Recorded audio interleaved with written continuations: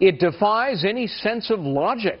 That's the reaction from the head of the House Oversight Committee today after learning that the IRS mistakenly, and that's the key word, erased tens of thousands of emails during the investigation of the Tea Party scandal. This was months after the IRS was told, preserve those documents. Well, the government watchdog for the IRS testified on Capitol Hill today. He said there is no evidence of a conspiracy to destroy the emails. He says IRS workers did not know about the preservation order when they erased hundreds of computer backup tapes. That most likely contained as many as 24,000 emails to and from Lois Lerner. She, of course, the former IRS official who resigned after the Inspector General accused her department of unfairly targeting conservative groups applying for tax-exempt status. Rich Edson is live in Washington. Rich, what else happened at the hearing today?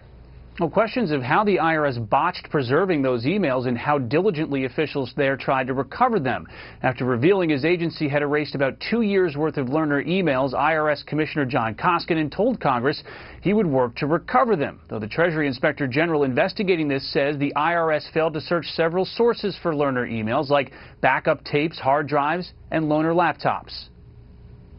IRS officials testified to the Senate Finance Committee, the House Ways and Means Committee, and the Oversight and Government Reform Committee here that it, quote, confirmed the emails were unrecoverable, end quote.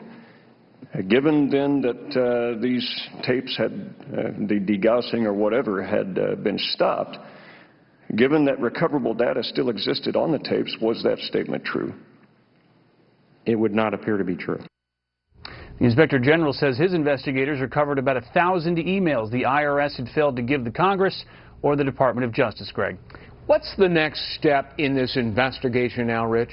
Well, next week, the Inspector General will release a preliminary report on his investigation's findings. He says he may issue further updates if his office discovers more evidence. Republicans say they plan to continue investigating the conservative Target scandal and why the IRS investigation into Lerner's emails fell short. Reporters asked the White House earlier if President Obama, as he stated before, still believes there wasn't any corruption involved with the IRS targeting scandal, even with these missing emails. Press Secretary Josh Earnest says the president absolutely believes there is no evidence of corruption. Greg? Rich Edson. Rich, thanks very much.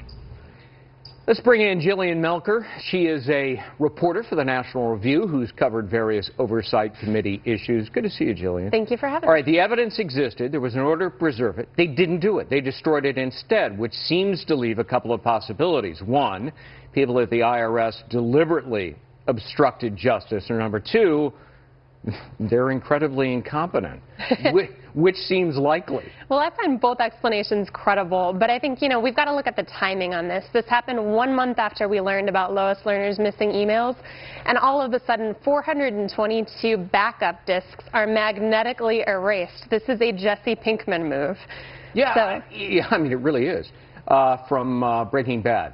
Why would the IRS destroy this evidence unless they're hiding something that's incriminating? Yeah, I think that's definitely the question that, the Oversight Committee is asking right now. It's saying we're spending this money, we're putting these man-hours in to try to get to the bottom of what was in these emails. And explanations that this was a coincidence, I think that they stretch credibility. Yeah, I mean, the whole point of having backup tapes is to back something up so you never destroy the backup tapes. And yet, they destroyed these tapes. It's just unimaginable. The Inspector General is saying that IRS workers didn't know of this preservation order, an order that you must keep this stuff, do not destroy it.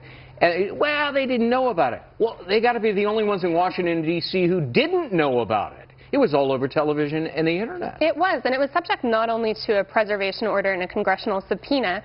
There is actually federal law against willfully destroying public records. These are records that belong in the public, and it's a crime to destroy them. This is something that you can face up to 3 years in prison for. Right, and if you did it or I did it, we'd be behind bars in a nanosecond. So says Jason Chaffetz, who is chairman of the Oversight Committee in the House. Take a listen to what he said. Imagine if this was all reversed. Right?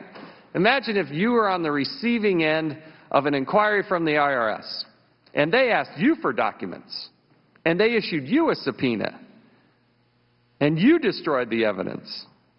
and you had that evidence, what would happen to you? You would be prosecuted to the fullest. You'd end up in jail. You probably should. Is he right? I think so. I mean, this is an Obama administration that has said that it has the best record on transparency of any administration in history, yet repeatedly it's proven that this is not the case. This is an incredibly egregious example. But I also want to point out that federal law says that if you are willfully destroying records, you can no longer hold public office. So I would expect to see Congress pushing for these IRS employees to at least lose their jobs, if not face criminal charges. Yeah, the Associated Press came out with a report that said this is the least transparent administration ever. Look, bottom line is we're supposed to believe that tens of thousands of Lois Lerner emails were lost, and then after that, the backup tapes to those lost emails were destroyed. I mean, it just doesn't make sense, does it? It would be an extraordinary coincidence. Yeah. All right, Jillian, thanks very much for dropping by.